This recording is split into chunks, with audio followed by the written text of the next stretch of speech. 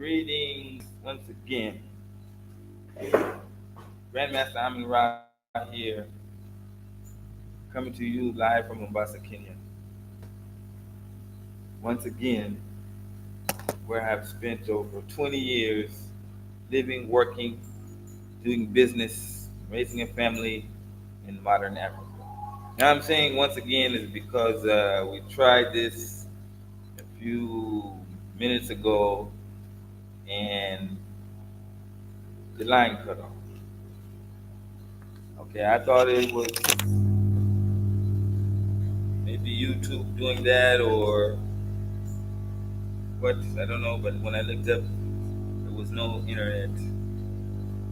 But the live feed continued to go. Since there was no connection, I'm clicking the end screen button and of course it didn't work. So now we fixed that issue and we're going to start afresh. And since I had some practice, it'll be a lot better. Okay. Here is our topic for today.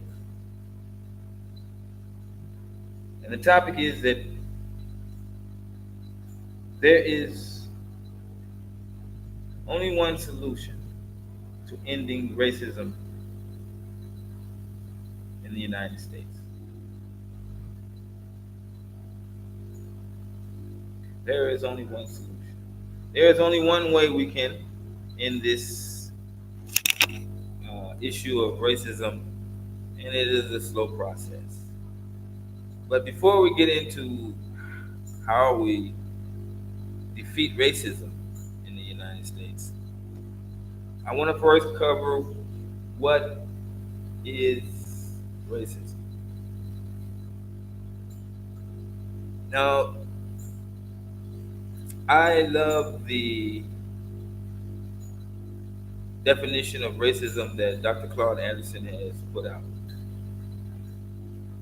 where he says that racism is only economics. It's not about the race of blacks hating whites, hating blacks, and whites pressing blacks down.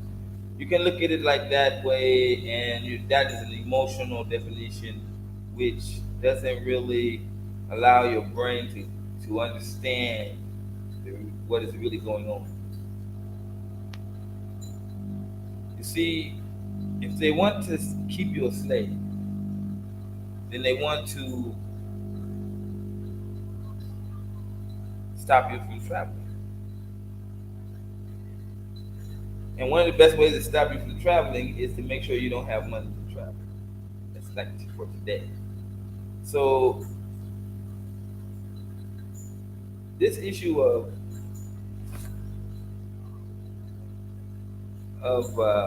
thinking that racism is just about whites hating blacks and whites can somehow see the nature of the wrongness of their ways and put them out there and then change their they can change their emotions. This never happened in 400 years, and that's the case. How you doing, Kevin Tucker, my man? Waiting for you to get down here. So the topic is about how to defeat racism. There is really only one way.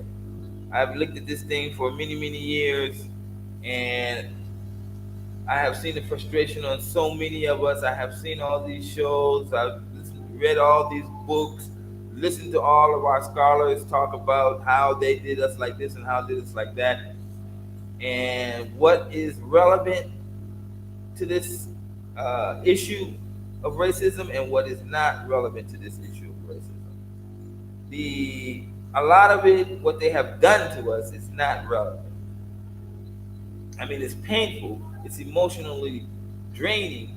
It can make you angry, but it's not relevant because it's rooted in emotions. And to have a solution, the solution can't be an emotional solution because that ends up being irrational. So when you break racism down, it's basically about economics. The best way to effectively control blacks in America is to deprive them of money. They deprive us of money, and this is what keeps us in check. We ain't gonna come to Africa. We can't afford it. We ain't go. It's like we're just barely keeping our heads above water, and then you're telling me to go dive and pick up and pick up a pearl at the bottom of the swimming pool. No, I can't swim that like that. So you're going to reject Africa simply because of the fact that it will cost money, and you're just barely keeping yourself afloat as it is, living paycheck to paycheck. So how is this racism about money? How is that? What do you mean? I mean, is it economics? I don't understand. As long as they keep us economically oppressed, then they don't have to really do anything else, because all our reactions are going to be tied to crimes in some way or other, and then they can throw us in jail where you're legally become a slave. Now, I was in county jail. Don't think, don't look at me like that because I've been in jail. You still in jail, according to Mark Days. And for 2 days, no, yeah, over the holiday weekend. And on the second day I was there, they looked at me and they was like, okay, we're gonna put him on the work program, because I was in the general place in LA County Jail, and then with all the criminals and thugs, and then they pulled me out of there and put me in a room and told me you gotta go to the kitchen and do work in the kitchen, and you can stay in here. And I had my own bed, and then there was video and this kind of stuff like that. It's like you get privileges if you help work the prison. Do you know what would happen if every black person in the county jail said no, they refused to be on the work program at the county jail? It would just shut down, because if nobody to work the jail, they don't have enough people to hold all those people in prison and in jail. They need to have us convicts. I'm not a convict, so don't think I'm a convict. And we need all those people to be there and help run those institutions. So you're going to be struggling until you either do something to break the law, then they got you, because the Constitution says, unless they can't treat you like a slave and do you for wages unless you broke the law. And then in prison, of course, they can do that. So the best way to oppress us is to deprive us of money.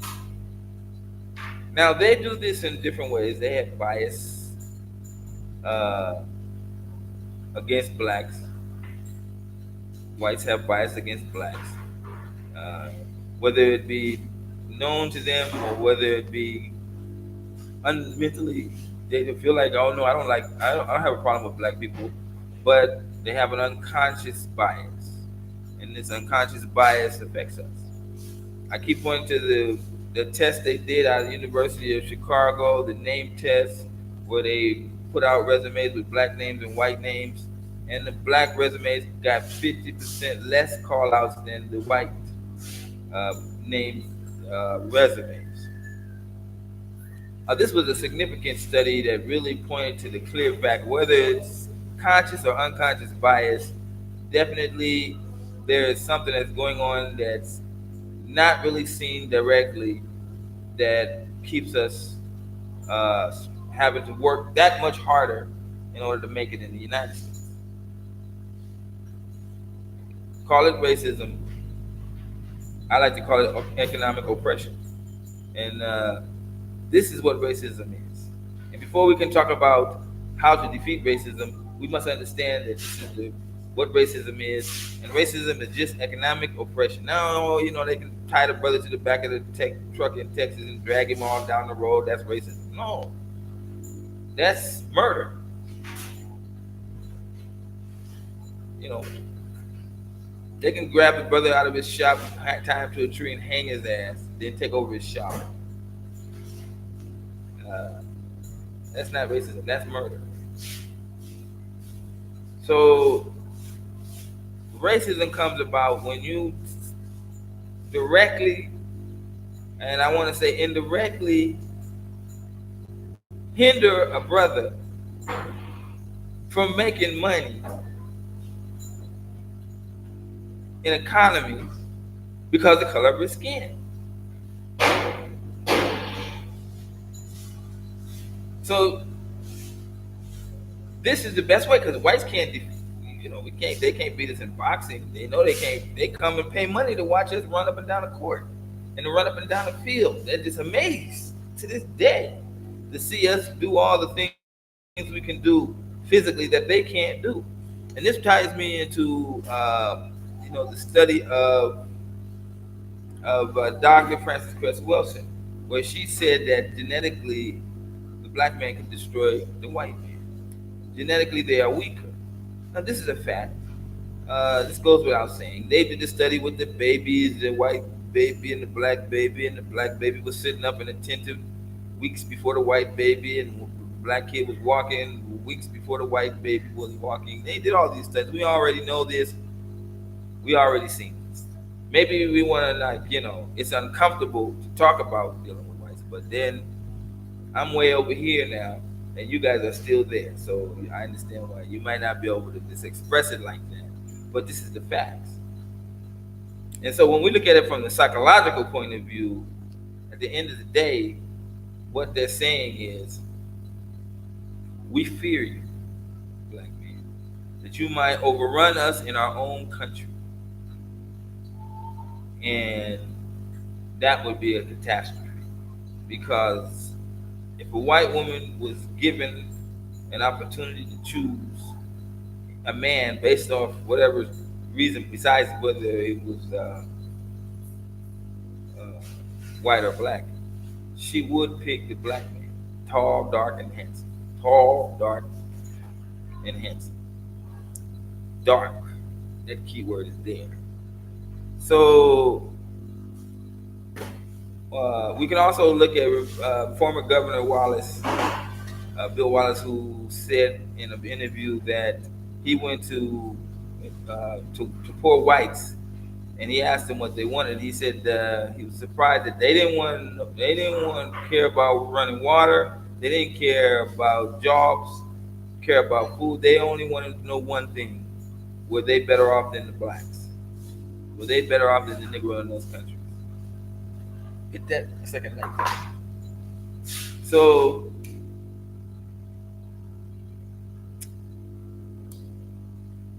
yeah. So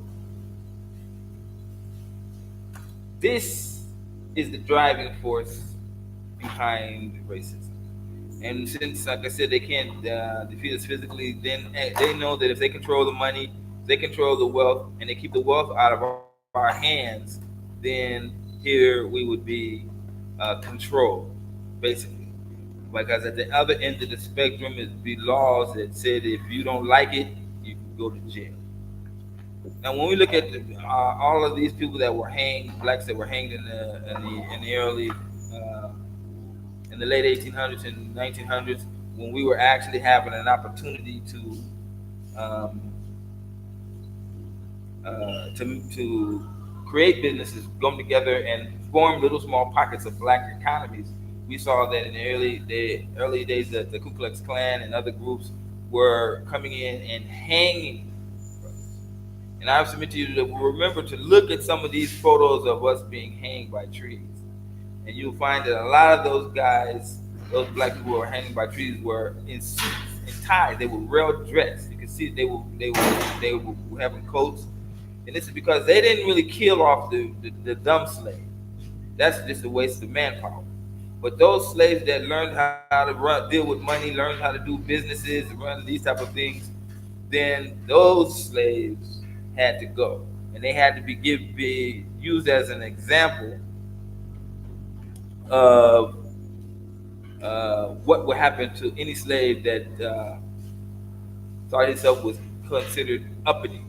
Uppity means moving up economically. So because they can be uh, know how to move up economically, they would get other blacks, of course, to do business with them, and this would really upset whites because the key here is economics. The key is they have to keep the money out of our hands. So when we talk about racism, we're talking about economics. And when you look at the whole situation, whites in power are going to make sure that you don't remain out of power. Whites in power are going to make sure you remain out of power. Now, before we get into how to defeat racism, now that we know what racism really is, I want to remind you that if you like what we're talking about, do the necessary. We got guys that are helping us out. Dorian Tate, love you, brother. The brother is always on point when it comes to appreciating the content that is being given to you. And this is how we do it. Now, some people were asking me about Patreon, and I looked into Patreon, of course. And then when I looked into it again, I realized I had did the same thing in 2016, and there were some three problems with that. You don't see it because you think you're in America, that everything's just okay. No, when you come to foreign countries where I'm at, like I told you, there's no super chat in Africa. They denied that and say you can't get that in your region. And then the Patreon situation is that they'll give it to you through a third party, which charges you money for that service, and then charges you an extra money to convert the money in the local currency, even though the banks do that automatically. And on top of that, it'll take you 1 to 3 days before they give you the money. So with all of that issue with Patreon, that is what made me not do it in those days. So I'm just reminded of that. That we can't get Patreon is like that. Now Patreon also reports to the IRS. So when you send money through Patreon, not only do they got all your information about what you're doing on the page, they also send a 1099 form to that goes for them to report all the money that you make. So we're here, and I'm an American, and they see me on Patreon. Even if I'm in Africa, I still end up having to be flagged for paying taxes. Now I don't make a lot of money. I keep my money low enough where I don't have to even file. But that's just me. I've never owned a credit card. That's the case. So that's a different story. But anyway, we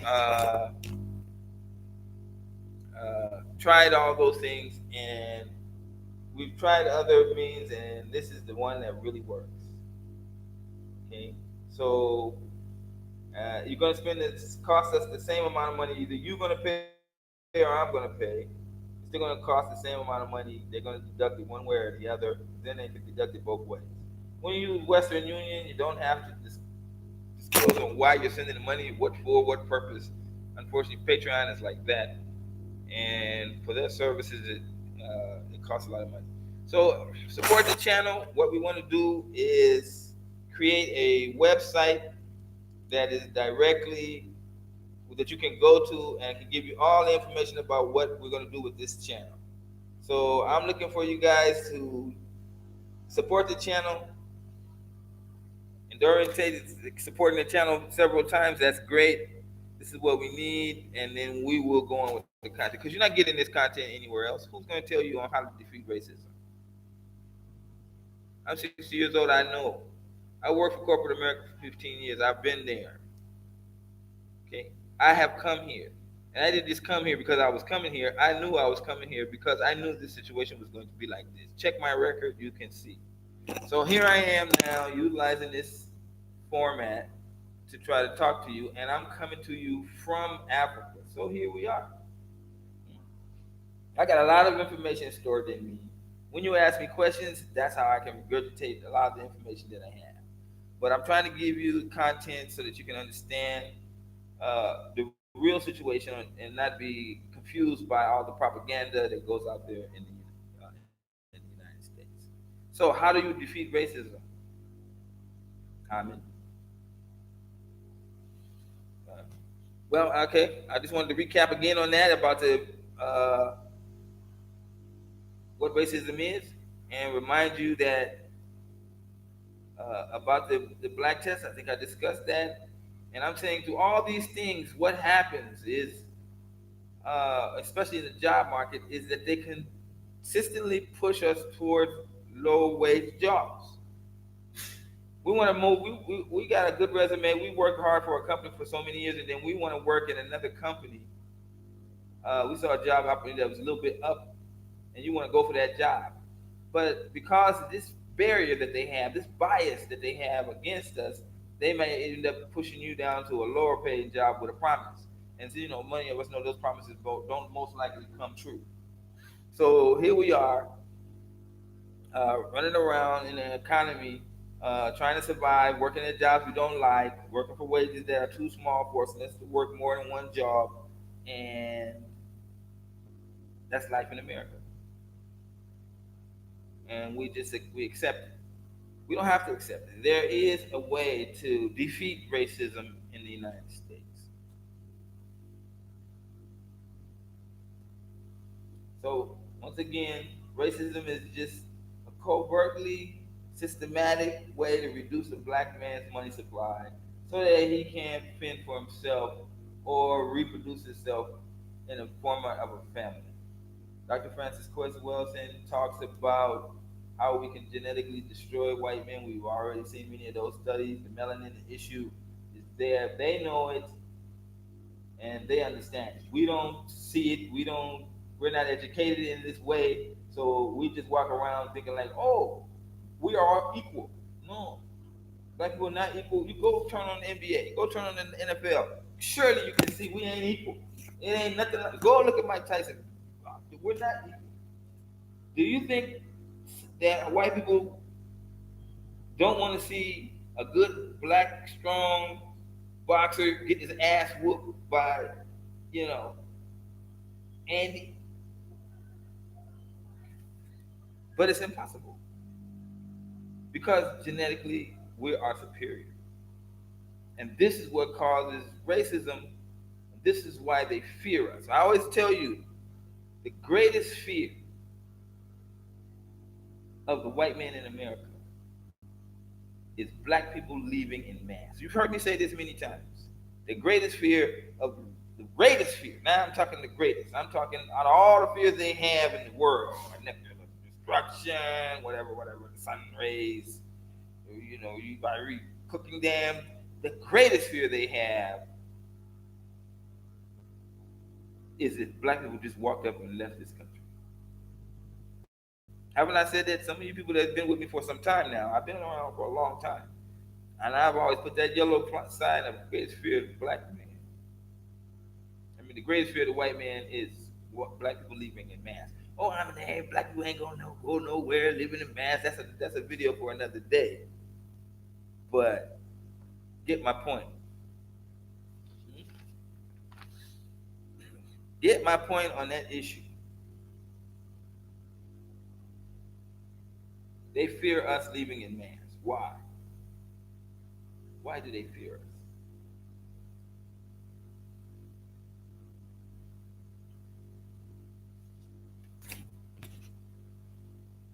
The best and basically only way you can defeat racism is to leave. That's why I said leave the country. If you want to defeat racism personally or as a collective group, the best and only way you're going to defeat racism is to leave the United States. Now I know. You're going to say, that's easier said than done. I mean, we built this country nonsense. I did a video on that one already. Some of us got too much going on in the United States to just pack up and go. You're never going to get blacks to unify. Why do white blacks don't unify in the United States? Anybody thought that? Obviously, that would help a lot of things, but if we all unify, every other group does it. But why don't we do it? Could it be the environment we're in? Could it be hidden hands in the background there, making us suspicious of one another? All these news reports of blacks doing blacks in. Could that not make us feel like we can't trust each other? Hmm. When I say okay, but when I say leave, I'm not saying okay. The solution is for you to move to Africa. Yeah, I know you're saying the same. No, the solution. When I say leave, I'm not saying it as that's what you must do. I'm saying that if you want to defeat racism, and we have tried all kind of ways, court, and it's still here. The way you do it is remove yourself from the picture. Now, economies work because people buy, trade, and sell. That's how economies work.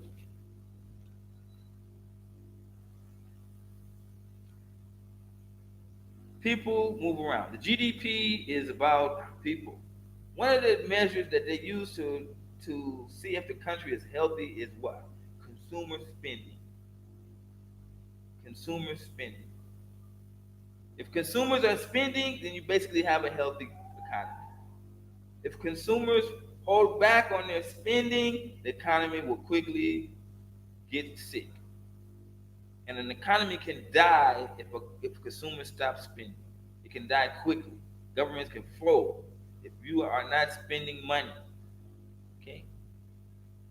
And recently, you see people saying boycott Christmas and boycott these things. It's because they know if you don't spend, then that's gonna hurt the country. But I mean, why are you gonna sit in the United States and not spend? How is that gonna be possible? You know? Can you like hold back on fast food and then all of a sudden you drive by that Kentucky Fried Chicken window? Yeah, it's like let me just go.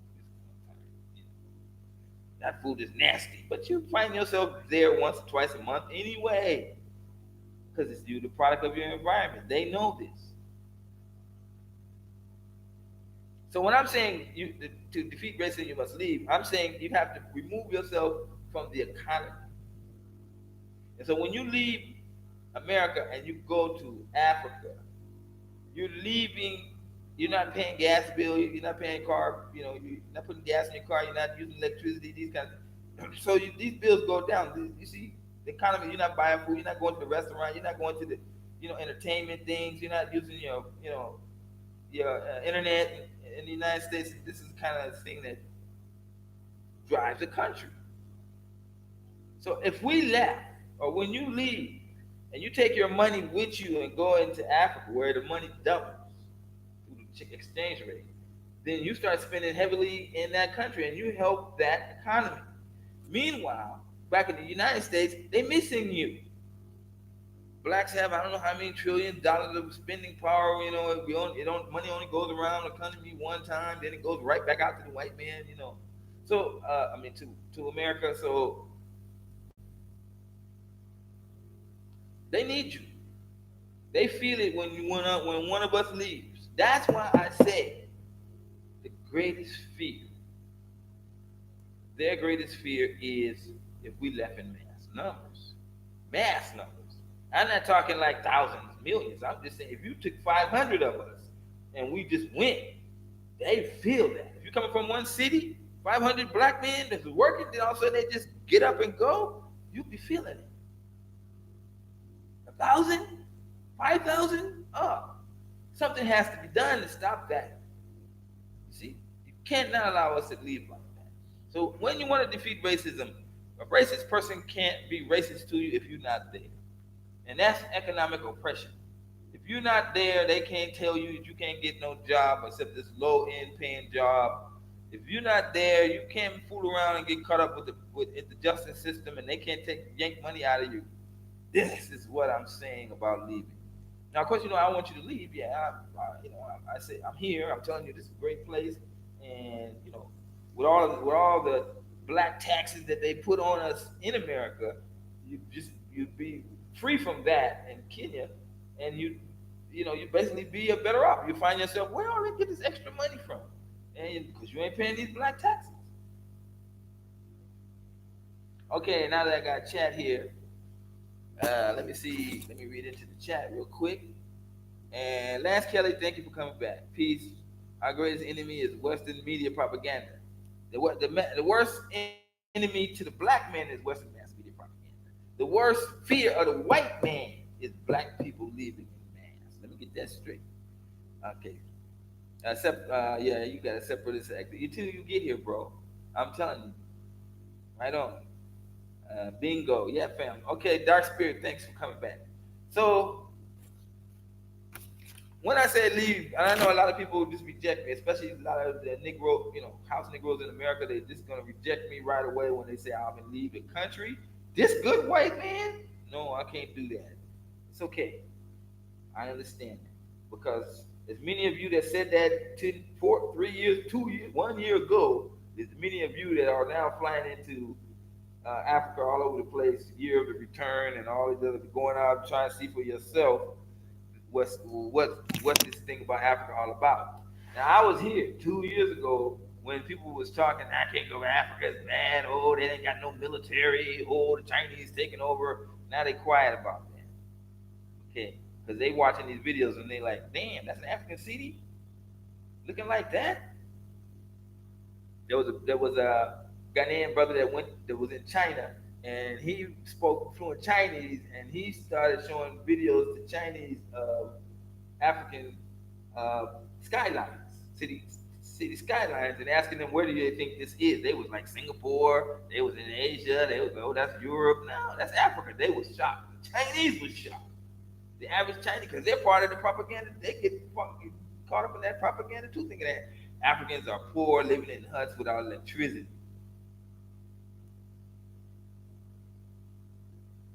They're lying to you.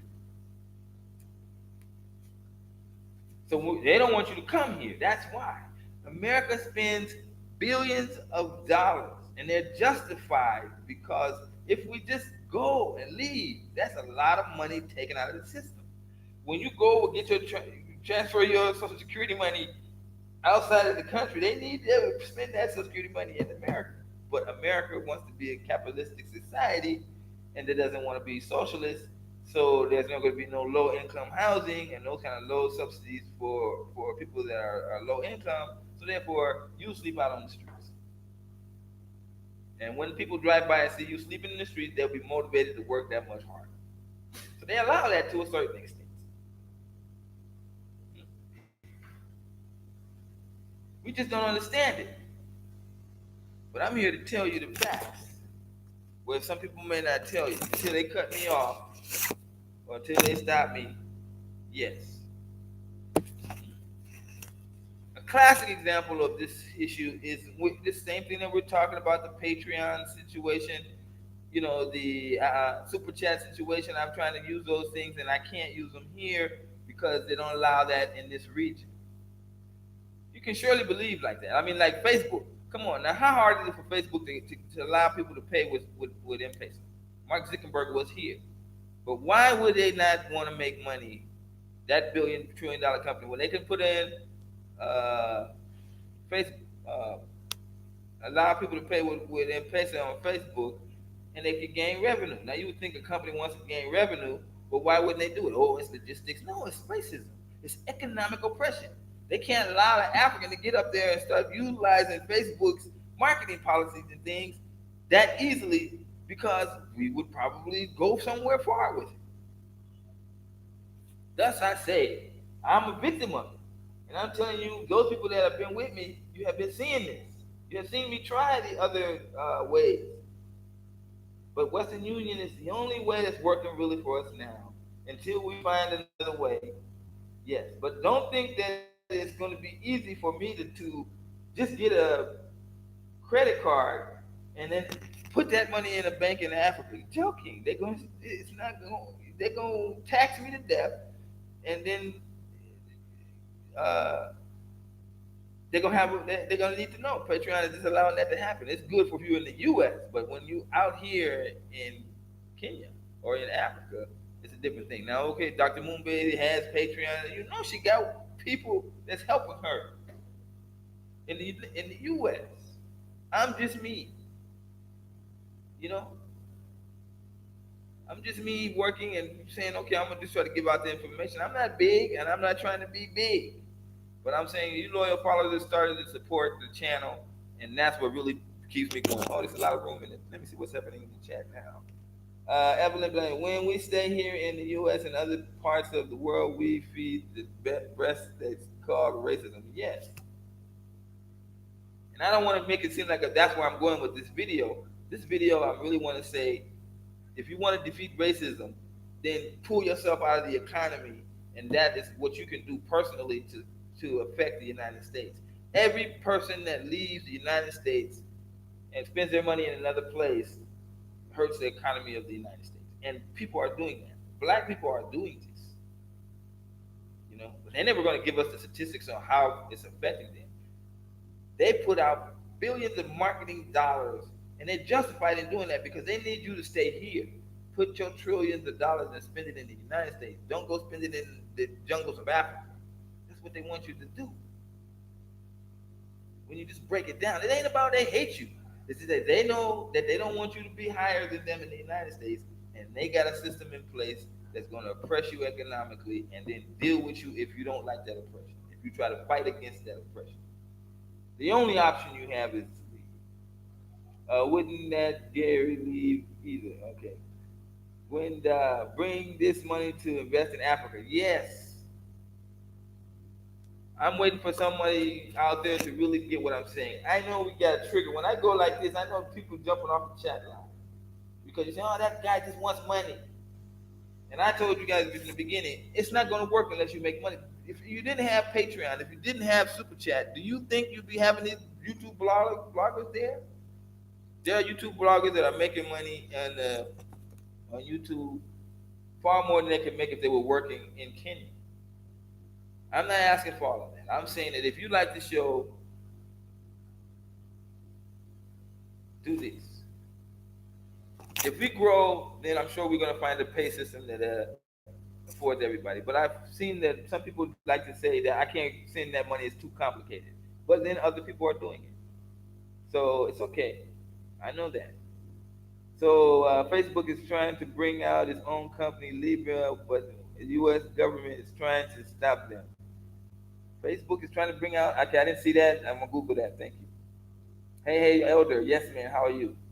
Yes, I'm an elder. People let me. I mean, you don't look 60. It's because I train all the time. Okay, I stopped training. I slowed down in my training, and age was starting to catch up with me. It's a battle nobody can win, but you want to try to prolong your life as much as possible. The people that know me know the value of what I'm talking about. Here you have a 60-year-old man that can type 60 words a minute, that is black conscious, that has lived in Africa for 20 years, married in Africa, got African children, have worked in corporate America for 15 years, has has taken his martial arts all the way to the limits of his possibility, introduced uh, his own martial art into the country, where it's now the number one most practiced martial art in the country, and started a league of tournaments, of which I'll be doing one tomorrow. And then you look at me and you say, "What's that guy? What's it? He's missing a tooth. Why don't he? If he can't, something must be wrong." It's just that you've not really looked at me clearly yet. And when I talk about, and when someone says something strange to you, the mind's first reaction is to reject it. And this is the problem that we have. Okay, some of you have. But listen to me carefully, because I was talking like this 2 years ago, and I was getting all this hate mail, all these people laughing at me. Go to O'Shea's channel, talking nonsense, Africa, no way, blah blah blah. Now look at our chat line, silence, because they know. Even the so-called haters, I call them keyboard clowns. They quiet because they know what I'm talking about is a solution that should not be messed with. People should be allowed to listen to and stop acting silly. And now when they come on and start talking about negative things about Africa, they see that they look stupid. Because now they can go on and see that Africa is a booming economy. Something that I wrote a book on in 2005. So in 2005, when you guys are running around spending all that money, building up on that bubble, I was telling you Africa is the place to be. But no, we got to lose 50% of our wealth 50% of our real estate and still say America is the best place for us? Oh, how can I go to Africa? You're joking. This place is booming and growing. Plus, you want to stay there with that crazy ass weather. I'm sorry. What about M-Pesa? Okay, Glenda, when you go Western Union has the key for M-Pesa. Okay, so just go to the www.western.com and follow this simple instruction. Pause the video maybe when you look at it again. I don't know if this is even the right way to do the paper, but just use this name. We tried another service and somebody misspelled the applicant's name, and then they blocked all usage of this telephone number with that company because they used different names. So Western Union is not like that. It's very simple and straightforward. Yeah, you're gonna pump out a little, you're gonna spend a little money, but I lose that money. You don't lose that money. You send $20, it's gonna get to me, and they'll deduct it from me, not you. Okay, so we've tried this; it works. In fact, if somebody's doing that right now, we'll be hearing my phone ring. But most of the time, you guys wait. It's okay. I'm a Z trade B degrees. Trade B degrees. Yeah, twice my age. Okay, I'm twice your age. You're 30. You see, now it's a great time for you. It's a great time for you if you're in your 30s. Because you can listen to this thing and you can say, you can even get the idea. I came to Africa when I was 37 years old. God, if I would have came 10 years earlier, how far I would have been. You know, I had nobody to really give me this kind of information and learn about Africa. I had to go through it all on my own. I said I've been here 20 years. It's not like it's been 20 years of fun and glamour.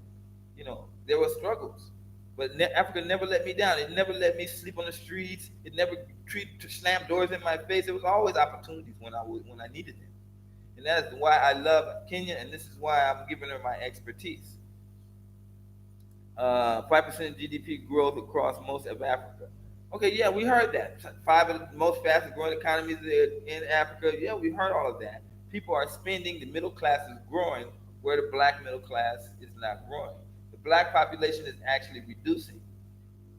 And if you don't have a black community, what power do you really have? Where you gonna run to? You know, you're gonna try to run from the race police, and they're looking for your ass, and your neighbors is like, he's in there. Oh, he went over that. He turned that way. Go, yeah, there he is. All these non-black people gonna feel it's their duty to follow you, to be on the side of the government or on the racist side and say, oh, there he is. Oh, he's in that manhole cover. Just lift it. He's there. You see, nowhere for you to run. You don't have black. You go to the black community, you disappear. You know, he went into Western and Vernon. Oh, we're gonna have a hard time finding now. Black people everywhere. Not in 2019. No, you just in the Sea of Mexico, where I came from. Hmm? They're gonna try to console themselves to say that we dispersed. No, brother, we've been died off. We disappearing in the United States. Meanwhile, Africa is doubling its population every 25 years. Joking. I listen to Dr. Claude, Type, Umar, etc. They never talk about Africa plans. They always say white supremacy is global. White supremacy ain't global. Okay? That's a goddamn lie. I'm in a country now, every president is black. All the people in the government is black. I ain't seen no white policemen nowhere, no how, no way. And if they ain't in government, how they control things? Hmm? If he ain't in government, how is a white man control an African country? And then what would be his purpose? He's just sitting somewhere. The closest they came with that was the IMF and the World Bank. And you see the Chinese now eliminated that. These are the things that are happening in Africa that you don't see. With the advent of the Chinese saying we're going to do correct business with you. We're not going to try to rob you. We're not going to put conditions on your loan. We're not going to stall your projects. We're going to make an agreement, and if you can't keep up with the agreement, we're going to restructure the loan so you can pay it, as long as you're willing to pay. That's just willing buyer, willing, seller. And this is what's been going on in Africa with the Chinese since the year 2000. when the Economist magazine said the lost continent, that same year the Chinese made an agreement with Africa, and in 7 years it was like Africa on the rise. In 7 years, that's what the Chinese was able to do. I mean, that's what the Africans were able to do with the help of the Chinese. But Western propaganda got you telling you that the Chinese is taking over Africa, as if they don't run, if they don't, as if they don't hold the majority of the debt in the United States. They're gonna do predatory loans on you, as if the United States is not doing sanctions on countries every which way, closing their bank accounts. The British close and take people's bank money from another country's bank. Venezuela got money in British banks, and the British say we taking your money because we don't like you. Shoot, you think they're gonna get out of the Brexit and get out of the EU Union and they're gonna have a chance? They not. Joking. Morel Mordan, my man. When I listen to Dr. Claude and these guys, yeah. Yeah. You need an African plan. And psychologically, an African plan can be a benefit to you. Psychologically. Because if you can hold enough money for a plane ticket and you got your passport in order and you have an African country's destination, then you see, you just imagine some Negro, the wheels fall off the car. Boom, the economy goes down. You lose your job. You can't sell your house because nobody's going to buy it. You can't sell your car because nobody's going to buy it. You can't sell your things because nobody's going to buy it. Everybody's in the same situation. So you're just sitting there. You know what I'm saying? And that's when you come to realize, oh man, I'm in Ross City, go to Africa. Let me just, I could call up my travel agent. The travel agent tell you you need, $1,000 to get there. And you need a passport. Government ain't gonna give you your passport by that time, for sure. They're gonna stall you. And then, okay, they give it to you. Then you go there, you don't know nobody.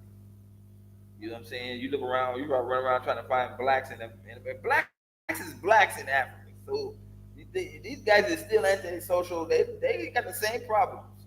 I see them all the time here. They got the same problem. They don't want to talk. They don't want to meet you. They just want to get their little African woman somewhere and try to have some sort of normalcy in their life.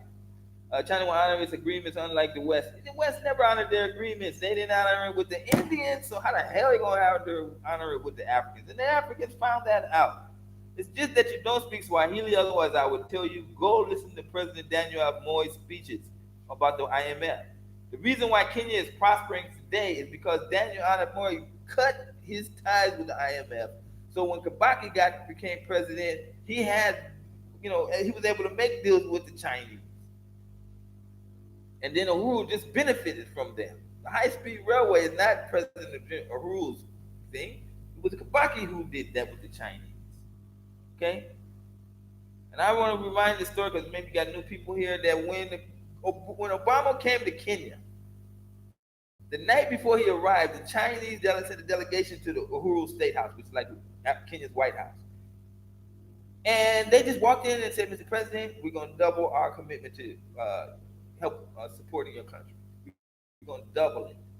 That's more money than he could even imagine. So then the next day, Uhuru was on stage with Obama. What is Obama talking about?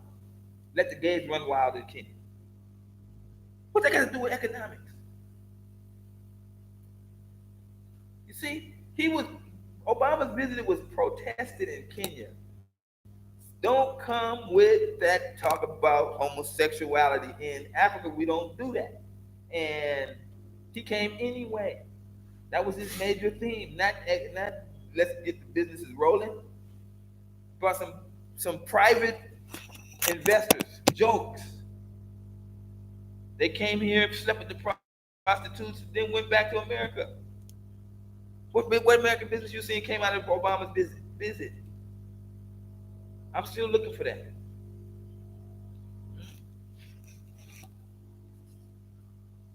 And then Amin Ra asked you, support the channel with $10, $20. Support the channel one time, 2 times, or become a regular. And then what do you tell me? Oh, I guess it's cost too much.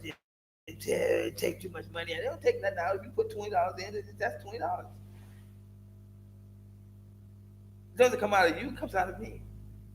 You send $20, they give me $18.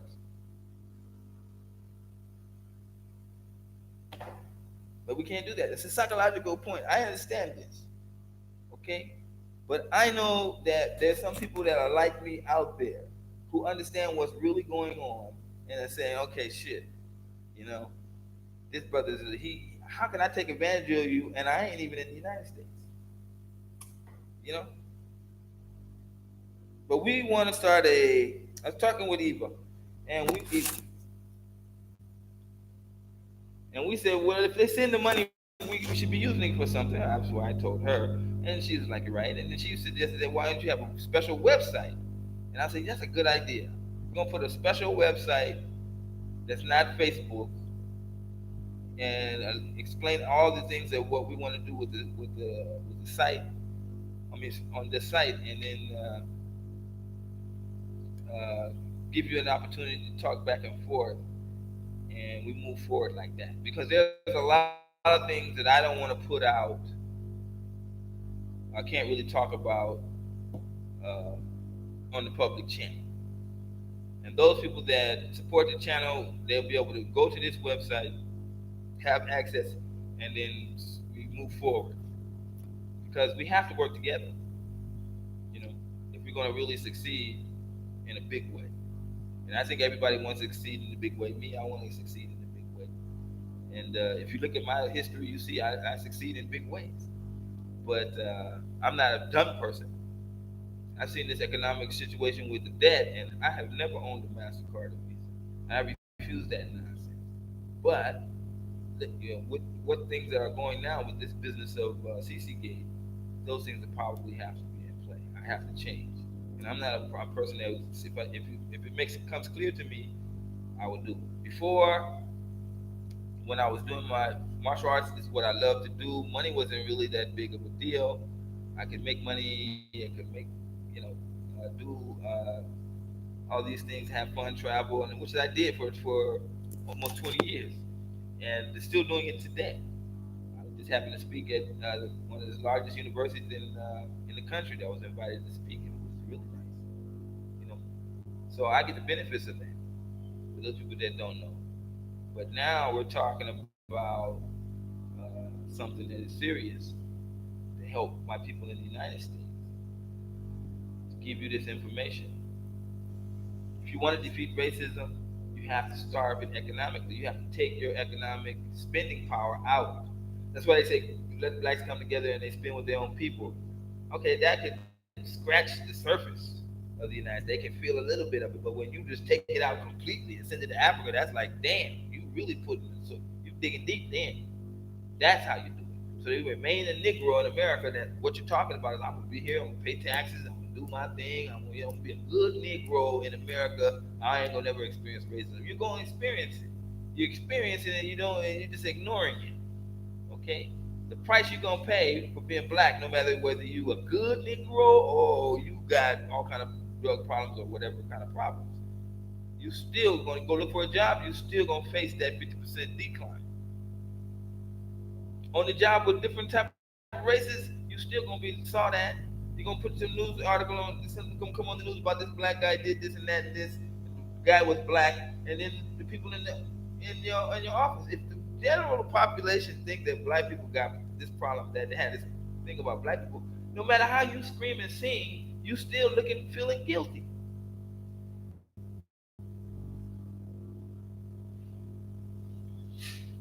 Definitely about spending and investing in Kenya. You know, that's what I'm saying. I want to put those things out there, but when you put these type of things out there, I mean, Gwenda, you uh, invite haters, people that are just feeling like they have to do something to bring you down. You know what I'm talking about. That's a problem with our people.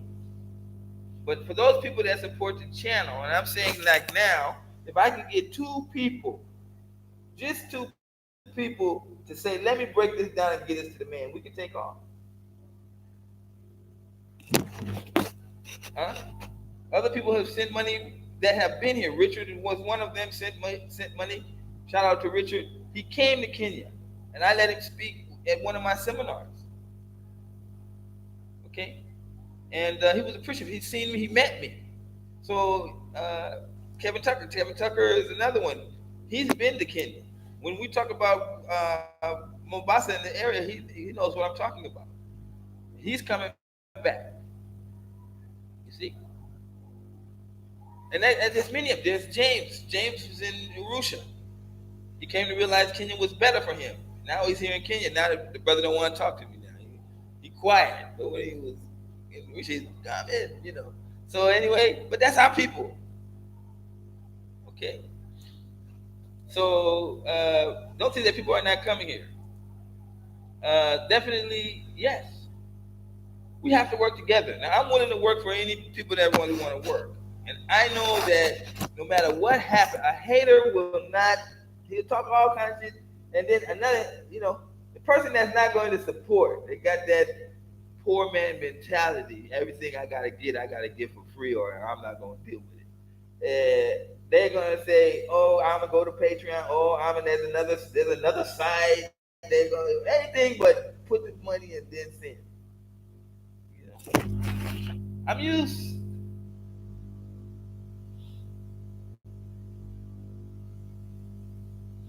Oh, Evelyn, you're saying you're chatting with me, but you don't see it on the chat. I see you. Let me see. EVA. Oh, I gotta put an asterisk.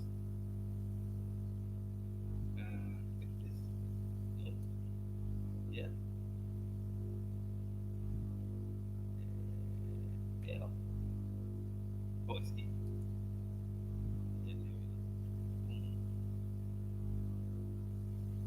Okay. So let me finish up because I don't want to. 1 hour. Every time I'm on this thing, I'm spending an hour. Okay. Back to our discussion about how to defeat racism.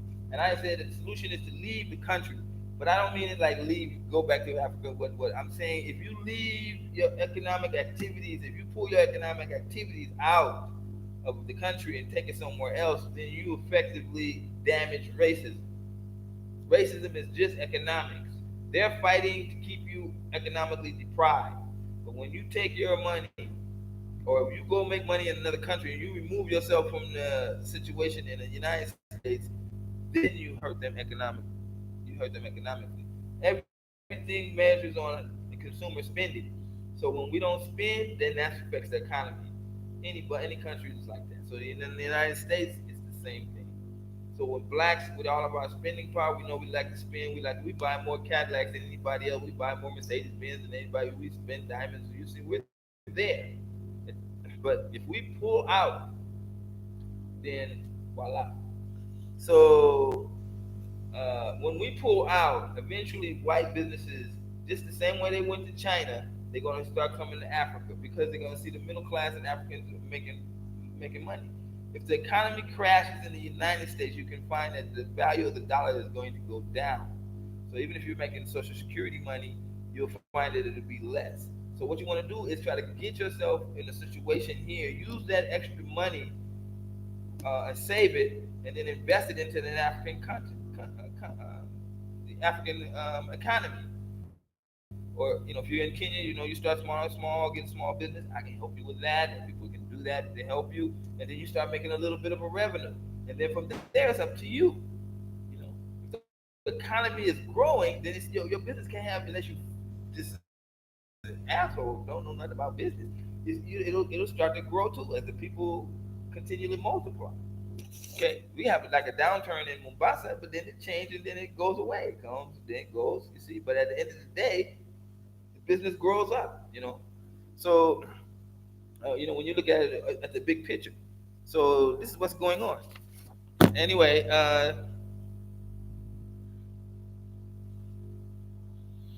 if you want to diminish the power of racism, all you have to do is not invest in it, not be there. Take your money out, and this is what will happen. This is why I say, come to Africa, move to Africa.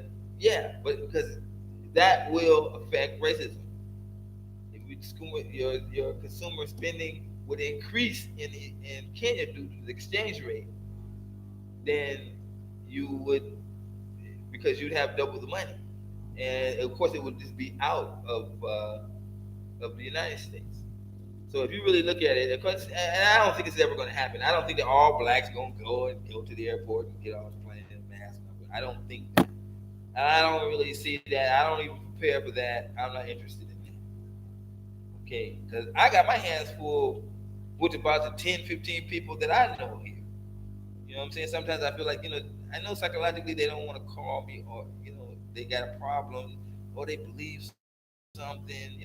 Our minds are still damaged, even when you come here. And so, I call them when I can and say, what's up, man? Oh yeah, bro, I was gonna call you. But I know they tied up in this system in Kenya.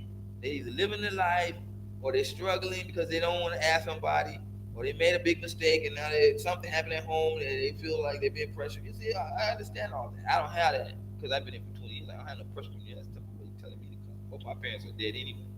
So, uh, it is what it is. I don't expect that. But I say that there are brothers like me, like Richard, like Kevin, like Molden, you know, and all these other ones. Some of you that call me on Facebook, yeah, I think that if I can help one or two of you, then that is enough for me.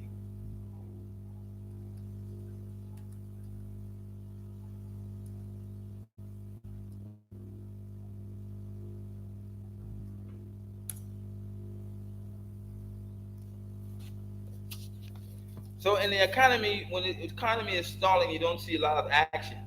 And a lot of people, my Black Man's Guide to Moving to Modern Africa on Facebook, what they were seeing, what I had the article there where they were showing that America was making all these cars and nobody was buying them, so they were storing them outside in empty fields, rather than give them away if they couldn't be sold, so they just park them and they accumulate and in all these places where they don't like let you go there and see. You know, they have it like behind the hill somewhere. And they put a no trespassing, a private road, and then they drive all these unused cars there, and just park them and leave them. And this is because the people are not buying cars like they used to, but the manufacturers are still creating cars. Now all of a sudden they see nobody buying the cars, so what do? They have to do. They have to lay people off. So they want to go to China and do this thing, and then China puts tariffs on American businesses in China, and then they find out that their profits are going down. So Trump got to go. See, because they're not buying in the United States, and China, they're pissing China off, and China, so it's like that. It's about making money, and so we don't see this. You guys going out buying new cars when you go to these giant fields, see all these thousands and thousands and thousands of cars, new, sitting, just sitting there, because nobody wants to buy new cars anymore. So this was another reason they said that the economy in America is going down, and where you're gonna be stuck. So uh, our spending power is important, and this is the same way I'm saying. If you want to get rid of racism, that is how you do it. You pull yourself out. If you start taking your money in, while you in the United States, if you start taking your money and invest it in an African business or in something that's dealing in Africa, then voila, you're effectively damaging racism. And so when you go to a job interview after you started investing something in Africa and say, okay, I need a little job here, let me go check out this job, even though I now got some business running in Africa, and then they go and they start telling you, well, who are you, what you see, you can be like, you know you walk out the interview, that's when you start feeling like, shoot, let me just pay my money into my business, because these people here, they crazy. They're gonna tell me I can't get that job, I can go for the sweeping job. What's that? you know or I get into the job, and then they give me the job description, and then when I get into the job, it's not that job. It's another lower, demeaning job that comes with demeaning tasks. You know, so I see it. I know. I was there. You know, not only was I there, I still get many of people, my friends, you people, you tell me your story, and I'm like, damn, you know, still going on 20 years later. What's the solution? That's what this channel was about. That's how it is. So the next time you start seeing something about you got to buy something from the United States, this is the time when you can say, now let me start trickling a little bit of money into the investment. Now I hope I have helped you, some of you guys that are out there, and understanding this. This is not telling you to leave America. This is telling you that if you want to defeat racism, you got to take your economic power out of your spending power out of the United States, and that definitely affects the economy. And this is what they're doing to us, uh, because racism is just about economics. They want to take us for a long ride, work us to death, pay us little money, then mistreat us, take our history and twist it up and turn it around, hide the fact that we did all these things, and then here we are. Tell us to like it, and then make us believe that we in the best country. And you ain't in the best country. That's all I can say about that. So that's what my show is for today. Basically, that's it. So if you like what you're hearing, uh, you can do the comment section. It's got the information on how you can support the channel. And we're looking for those two people to support the channel so that we can start a website. Now, if the two people start to support the channel through Western Union, then we'll have the website in their honor on the next show. I'll create the website, and you'll be able to see it, and you won't believe it. In fact, you can put your name there. So, what is the best? Buy land and build a house in Kenya, or just buy a house already built? Okay, a house is not an asset. A house is liability. Let me say that again because I know a lot of us are not educated. We think we're going to buy a house. Come to Africa. It is a large place. Come to Kenya. Great. Don't buy a house and then seal your fate and then find out you might like you might like Malawi better, or you might like Tanzania better. You see, spend your first years here investigating and getting acclimated to the way the African life. You're gonna love it. Okay. Now, if you're older, you want to just settle down. Kenya is the best way. You need somebody to tell you. I'm the one telling you. You can shoot me if you find that I'm lying to you. But I'm saying, but if you're younger and you want to explore, you're gonna want to explore Africa. You're gonna you're just gonna run around and have a great time, especially if you got Social Security money, or if you have some sort of income that's going to allow you to do that kind of traveling. But when you buy a house, then you're talking about a wage. You're talking about a bill that it's going to take time to pay, years. You see, and anything can happen. You might change your mind and say, "I want to live somewhere else." They already did a study showing that a person that rents and invests actually makes more money than a person who invests in a house. And if you're black in America, investing in a house is like ridiculous because if where you gonna live, who's gonna buy a black house? You see what I'm saying? We done lost our 50% of our wealth already. Why would we think that house is something to help you? Houses and rich man, rich dad, poor dad. David Kawasaki clearly says it very well. I read all his books. I watch his videotapes on a regular basis. Buying a house is a liability. It is not an asset. Oh, I'm a girl. This is the money you put into it as equity is what you get out if the house sells. You see, so somebody can come and put an apartment building up next to your house, and then nobody wants to sit in the house with 50 people in the apartment building next door looking down in your backyard. You know what I mean? I've seen that. And I've owned houses. I've owned a house, and I bought a house in the United States in Pasadena, and I've seen what can happen. So I wouldn't think that. I think that because the economy is do like this, and you don't know there's economy of the country, and then there's your economic educational ways of doing things. They go up and down. So when you have an apartment, you can choose to live in a three-bedroom apartment. Then okay, things don't work out right, you can go to a lower apartment. Then when things go right, you move back up to another. That's life. That's it's easy. But if you got a house and you don't pay the mortgage, when you go down, boy, you see you got more stress. And the one thing that you're supposed to relieve you of is stress when you come to Africa. So that's what I say about that. When you say what is best, buy land. Remember, you can buy land. Land means nothing if you have to have some value come from the land. That means you got to pay people to build on that land or tilt that land. So what are you saying when you say buy land? You want to let the land appreciate in value and then you sell it. That's just like invest in gold. It might be better. You know, unless you buy land when you're in your 30s and then you can let it sit for 20 years and then. But then why would just let it sit? You know what I'm saying? When you can, yeah, and put something on it, and then they, put some rental houses on there or some rental businesses there, and then make the income right away while you're still young enough to collect the money and healthy enough to spend it.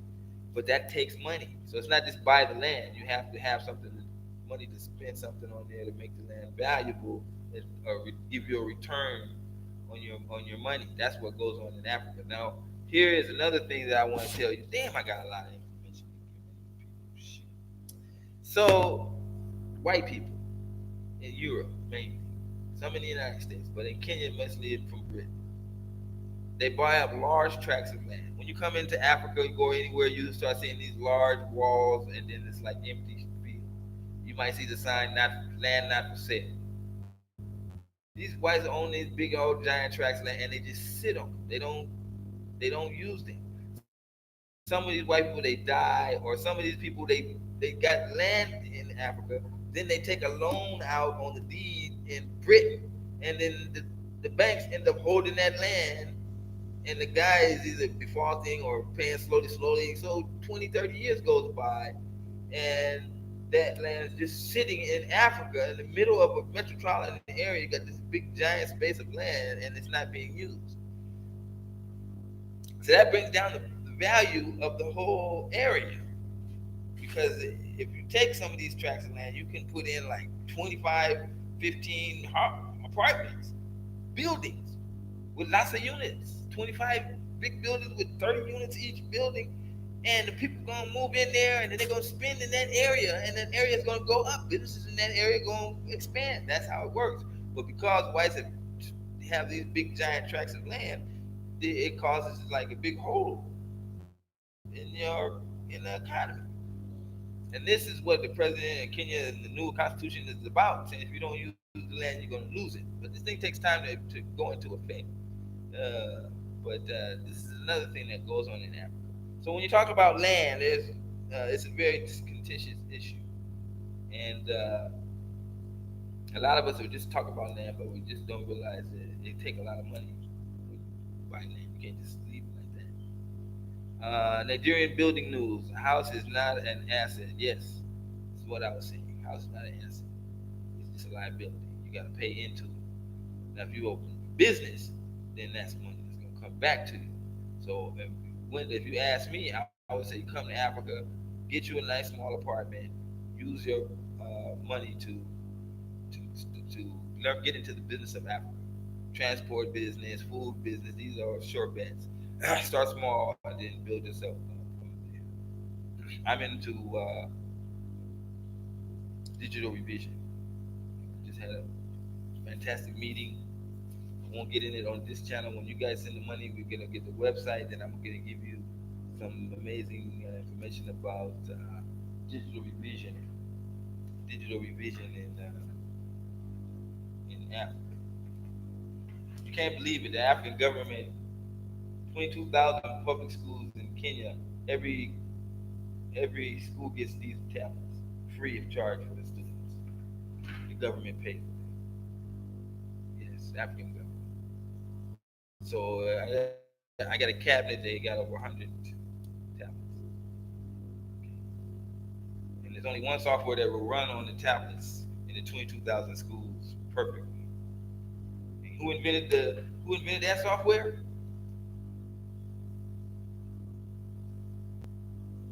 So tell me, we can't work together.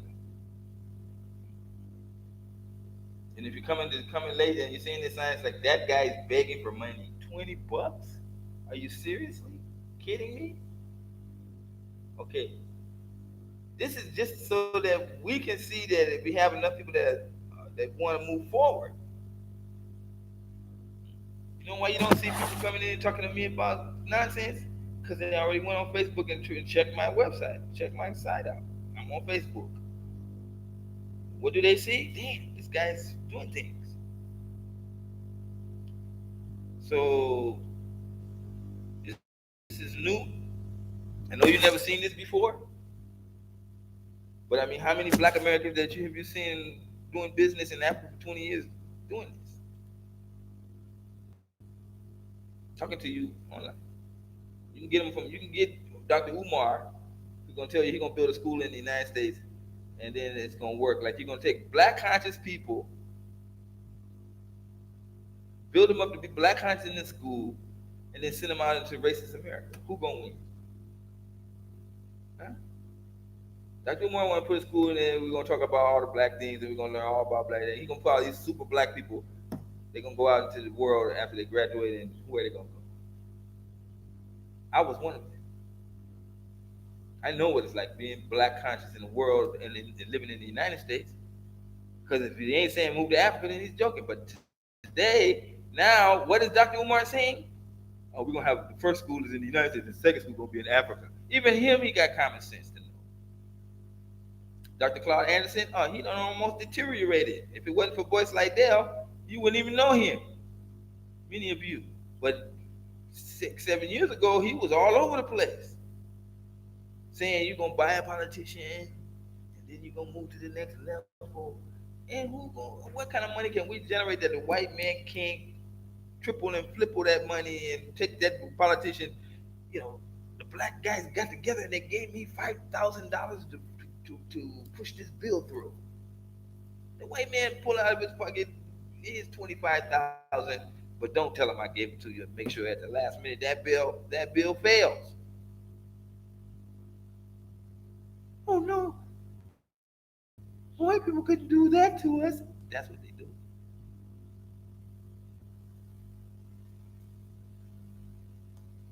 That's what they do. And when we get on the website, we can't be having a lot of black, and it's Black people that help them. There's Negroes that help people destroy Black people. And this is why I have to be very cautious. I'm really extending myself when I come on here. So anyway, we'll see if this experiment works. It's up to you people, and you know I'm willing to work with you. So this is Amin Ra coming to you from Mombasa, Kenya, and until the next time we meet, peace.